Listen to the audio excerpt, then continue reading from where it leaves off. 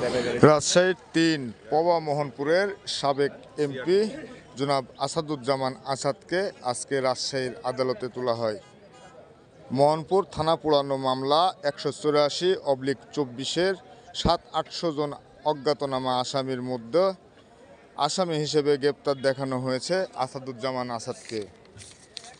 গত ১ মাস আগে ঢাকায় তাকে গ্রেপ্তার করা হয়।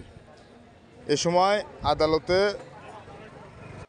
তার পক্ষে নিযুক্ত বঙ্গবন্ধু আইনজীবী পরিষদের ১০০-রও অধিক আইনজীবী অংশগ্রহণ করে। এ সময় জামিন চাইলে রাষ্ট্রপক্ষের বিরোধিতায় তার জামিন আদালত নামঞ্জুর করে। তিনি ঢাকায় আটক হওয়ার পরে এমপি হওয়ার সুবাদে ডিভিশন চাইলে তার ডিভিশন মঞ্জুর করে আদালত। রাজশাহীর আদালতে জামিন নামঞ্জুর হওয়ার পরে আদালত তাকে কারাগারে প্রেরণের নির্দেশ দেন। এ সময় আদালত চত্বরে আওয়ামী লীগের নেতাকর্মীদের স্লোগান দিতেও দেখা যায় এবং আদালত চত্বরেও তারা স্লোগান দেয়।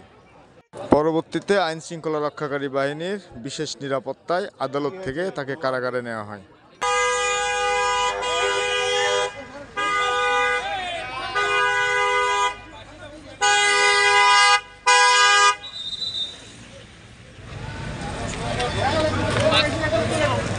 বেটা